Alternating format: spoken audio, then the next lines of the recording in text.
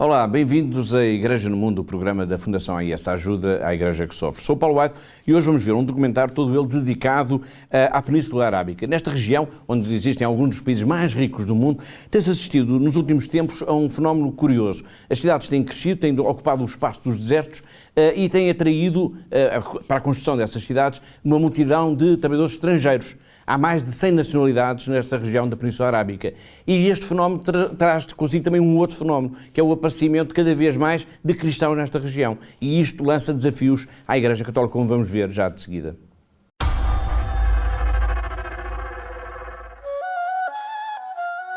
The Arabian Peninsula, for ages a land of dunes, wind and sand. Yet, after centuries of precarious development, the region is now one of incredible growth and progress, wealth and luxury. Home to 7 countries boasting some of the world's most cosmopolitan cities, today's Arabian Peninsula bears testimony to human ingenuity, the ability to turn barren, sterile soil into a lush, fertile oasis. Its most prosperous cities are sophisticated neural financial hubs, influential cultural centres and world-class tourist destinations boasting avant-garde architecture and, most importantly, jobs for people from around the world. Underneath the sand and rock lies the source of this wealth, oil. Its exploitation has transformed the region, yielding unprecedented riches in less than a century. For hundreds of years, nomadic tribes dominated the peninsula. They depended on cattle and the limited agriculture afforded by its few oases, along with fishing and pearl cultivation along the shores. Then the 7th century saw the introduction of Islam. Its prophet, Muhammad, was born in Mecca about 570 and first began preaching there in 610, before migrating to Medina in 622. From Medina, he and his companion united the Arabian tribes under Islam's banner, creating a single Arab-Muslim religious polity. Since then, this region has remained eminently Muslim territory, ruled by royal dynasties that, in differing degrees, have tolerated Christianity within their kingdoms.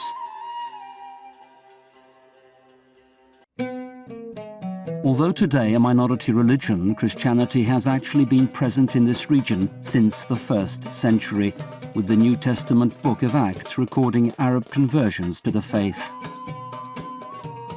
Following the fall of large portions of former Byzantine provinces to Arab armies, a vast Christian population came under Arab-Muslim dominance. As Muslim commanders expanded their empire throughout Asia, Africa and southern Europe, they offered 3 conditions to the conquered: convert to Islam, pay the jizya tax every year, or face a war to the death. Those refusing war or conversion were deemed to have agreed to the jizya. It is generally accepted that after Islam's rapid expansion from the 7th century onward, many Christians remained faithful.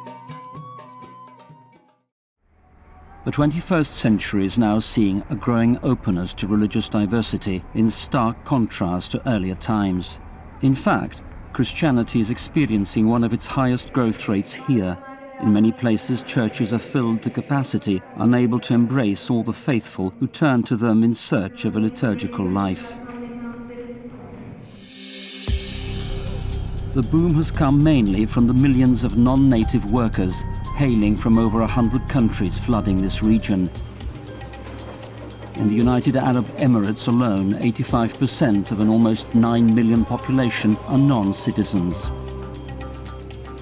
While oil ignited the progress, nowadays financial services, tourism, real estate and high-tech development represent the new economic forces shaping the region. However, amid glittery civic facades, hordes of migrant workers live in sparse conditions. Like desert Bedouins enticed by a legendary oasis, they seek abundant prosperity, but instead find themselves trapped in a reality diametrically opposed to the mirage that brought them here. I would like to guess that about 70-80% of people coming here never really improve their lot. They simply end up frustrated. Some are even dejected and they return home without anything at all. It's a struggle because I guess it's the society itself making it a little bit tough for everyone. These Asians who come thinking that they will have a better life should think twice, because some of them or most of them are not really prepared to come. Some have not even finished studies, even finished the proper work ethics, but they simply come because of the promise that life will be better. And this is, the problem really begins back home. And the problem is the image of Dubai projected in the world. And you go to Satwa, you go to Karama, you go to Murakabat, you go to some places where life is really miserable. In one space like this, you will find about 8 double-deckers. 8. And they share a small kitchen and one small toilet for about 16 of them. And I think that is not the worst, because in that big villa, not so big villa, I was told that there were 52 of them living in that villa. So what they show you is only, of course, the good part. If you want to see the real Dubai, maybe you have to come with us and we'll show you. Although varying from country to country, in general, worker mistreatment and a lack of rights is common. Low economic growth in their own countries often drive workers to the Peninsula to support families back home. For many, even a meager income is better than nothing. Unfortunately, many must pay recruitment fees to the people who find them work, and in some cases work visas can cost up to a year's wages. Unions and labour strikes are not permitted in the region, and insubordinate workers are immediately deported back home. 12-hour shifts for 6 or even 7-day work weeks without overtime pay are common. Some struggle to send home no more than $100 a month, despite working 11-hour days, 6 days a week. Low-end job foreign workers can't keep their passports, which are usually held by the person who recruited them, thus controlling mobility. The vast majority of workers live in labour camps, large facilities with dormitories and common areas. While some claim on-site leisure facilities and a wide range of recreational pursuits, their conditions vary greatly. Some conform to international labour standards, while others are meagre and inadequate. Conditions worsen if foreigners illegally overstay their visas. In some cases, up to 14 workers might have to share 80 square metre rooms. The neighbourhoods surrounding these labour camps have become cities of men, where thousands live solitary lives alongside their male counterparts. The sociological phenomena are strikingly challenging. Women too suffer similar conditions, and in a place where millions of men and women share this plight, loneliness pervades. Contractors often fall behind on paying workers' salaries. With no legal bodies to protect them, it is not uncommon for workers to end up unpaid. They become trapped, unable to buy an airfare back home or pay their fines for remaining illegally in the country. Hubs for the ultra-rich, food is costly in some of these cities, and workers might spend up to a third of their salary just to eat. Retirement programs are also non-existent, sending workers aged 65 back to their home countries without any steady source of income, since losing a job means one must legally depart within 30 days. These conditions combine to breed racism and a society full of people living a second-class existence, in stark contrast to the abundance of benefits enjoyed by local citizens. We have about 9 million inhabitants, and out of these, only 1 million are locals, Emiratis, are citizens, and 8 million are so-called expatriates, foreigners of many nationalities. And we can say we have two classes of people living here.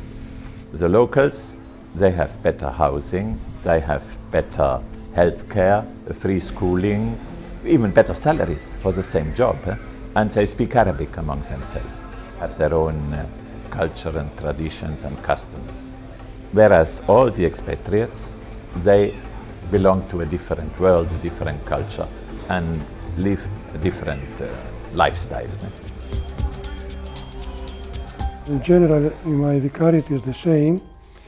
The condition of the workers are like the conditions in the other countries of the Gulf. What we need is that every government makes laws to protect the workers. There is no law to protect a worker, so anybody can be sent away in 1 second. Broken families remains another prevailing issue faced by migrants all over the world. These bachelor men, since they are living here alone, not with their families, and sometimes they find themselves in a situation that they feel the need of being with somebody. That's why many here without families, sometimes resort to have illicit relationship. This is common in the Middle East countries because of loneliness, somebody to talk with. So we try to encourage them to join the church activities, to make themselves active in the church. Because if you are only alone in the house after working, you think of other many things, going to nightlife. It's normal thing here. Not only bachelors, also handmaids, we call it. Women without husbands here also.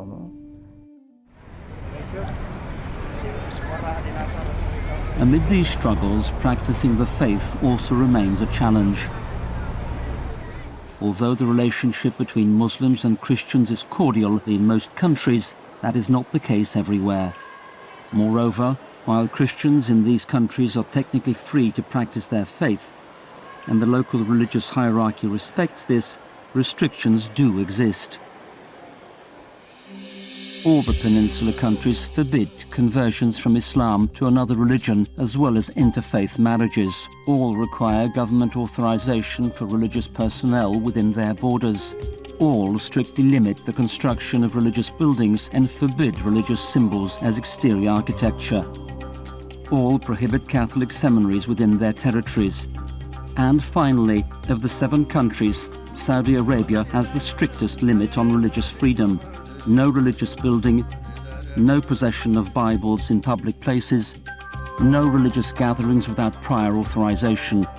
In fact, believers may not even publicly wear crosses or import religious articles, from rosaries to Bibles. To be fair, in some cases, local authorities and even royal families exhibit greater tolerance towards other religions, but they are at times pressured to curtail religious liberties by ultra-conservative and fundamentalist groups, ministers and advisors within their governments and courts. The problem is not with the normal Muslims. 95% of the Muslims are moderate. Only 5% are fundamentalists. And this 5% makes a big noise. And it seems that all the Muslims are like them. In fact, it is not like that. So the relations of our Christians are much more with the moderate Muslims than with this 5% of fundamentalists. In general, the relations are good. And I cannot say that the governments try to make a proselytism. It is not. They are the fundamentalists who try to proselytize, to conquer Christians, to convert them to Islam. But this is not the policy of the governments. To promote rapid development, the Arabian countries have promoted greater religious freedom. although it is always strictly regulated and still subject to extreme measures and abuses. A growing Catholic Church finds herself having to confront the situation head-on. In an Islamic society, we know we have not the same rights and not the same freedom. Also, simply being foreigners in a civil sense of the word. Of course, I'm always saying the church has no foreigners, but the civil society knows foreigners. Nobody has the citizenship of this country, and that puts us in a particular situation. Then being a Christian means we are a minority in Muslim society, which is well established since centuries. And that may sometimes create a feeling that we are not to the full right as we would enjoy in other countries. But coming to the daily life of the church, I have to say that we can live here, especially in the United Arab Emirates, where we have a respectable freedom of worship. Against this backdrop, the vibrant life of Catholic parishes and religious centres is indeed astonishing. This is a region of great achievements. Abu Dhabi boasts the most luxurious hotel and the largest mosque in the world. Qatar is building the world's biggest airport, and Dubai, home of the world's tallest building, also has the biggest Catholic parish in the world.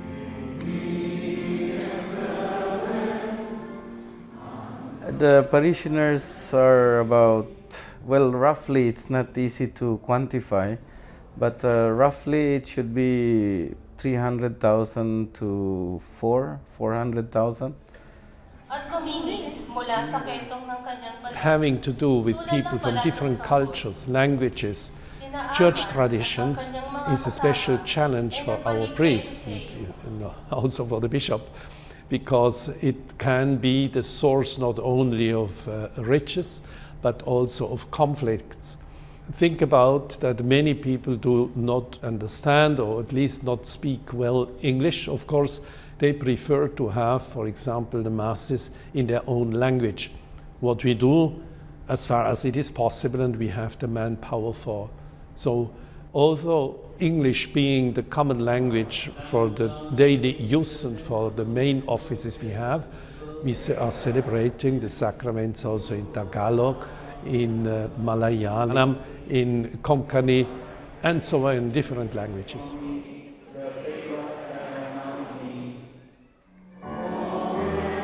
I think the biggest challenge is how to bring together all the communities coming from all over the world.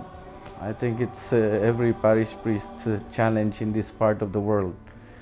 It's not easy. We have to consider not only the languages, but also the rights. This is one thing which we all dream of, unity, but in fact we are far away from it.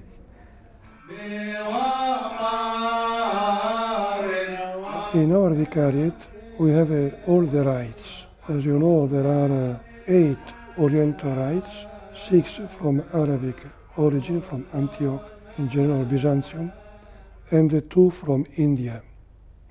So 8 Oriental rites plus the Latin rite, so 9 rites. In Kuwait, for example, we celebrate in 5 rites in one church. We celebrate in 12 languages in one church. So we need a priest from the different rites. To provide the spiritual formation of all these rites and people, we need many more priests than what we have. But the danger is that we have many Catholic churches beside each other, and not one Catholic church. So the challenge is how to form among all these rites one Catholic Church, with respect for the liturgy of every rite.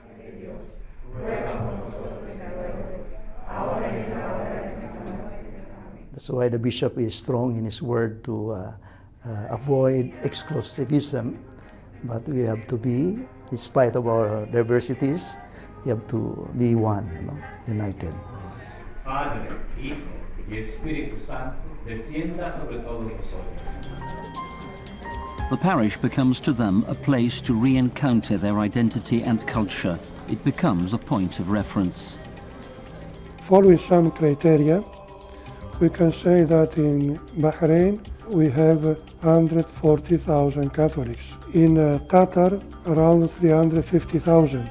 In Kuwait, between 350,000 400,000. In Saudi Arabia, 1.5 million Catholics, only Catholics.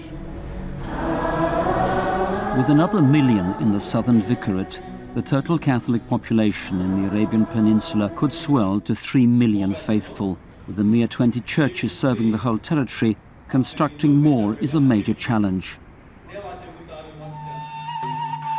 Significantly, thanks to a generous gift of land from the King of Bahrain, the vicariate is taking on the challenge of building a cathedral there, dedicated to Our Lady of Arabia. Patroness of the entire peninsula, it will be a beacon of hope for all Christians, a symbol of the continuity of the faith in this important region. The new cathedral should take at least 2,000 people. Besides that, we need also place for formation, because when we receive the people only for Mass, it is not enough for formation of the Christians. Here the Christians have a very difficult life, not because of the government, because they left in their own country, they left their family, they left their relatives, they left their friends, they are here alone. So here our faithful suffer very, very much. So they need a special spiritual formation to help them to remain what they are. Otherwise they are lost. Many parishioners cross the border from Saudi Arabia, where there are no churches. From Saudi Arabia, people come to Bahrain, especially our Catholics comes to Bahrain, for the main reason of attending church services and receiving sacraments. Many people come to Bahrain because there is established church here. There is a church and compound, and they can come and freely they can pray, they can express their faith. And every Friday, believe me, every Friday there are people who keep coming.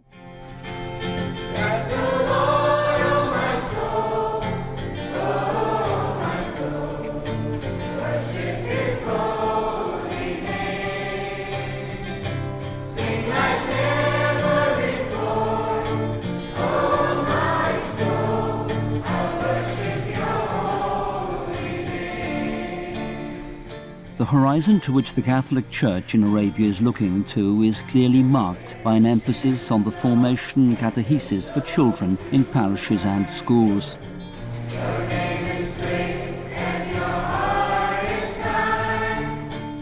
These are the ones who will serve as the future bridges between cultures, uniting all into one fraternal community.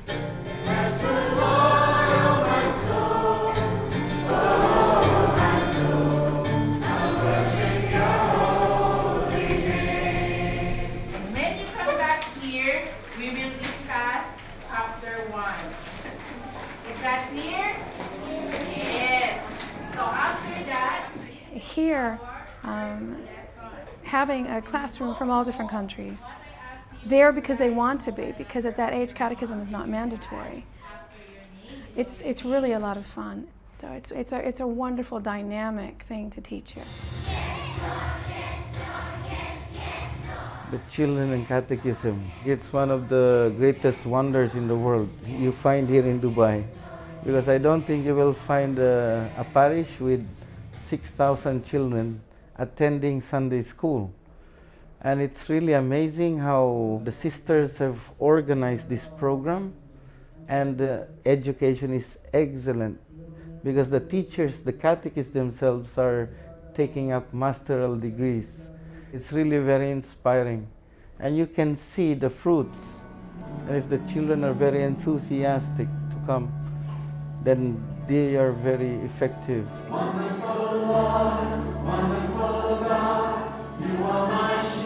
To be sure, the Church faces many challenges in this historic, rapidly developing region. Yet, throughout its history, the faith has taken root and flourished in the most unexpected of soils. Despite the many difficulties faced by Christians here, there is much cause for hope, and little doubt that the Church can continue to grow and thrive amid the sand, rock, and ever-changing culture of the Arabian Peninsula.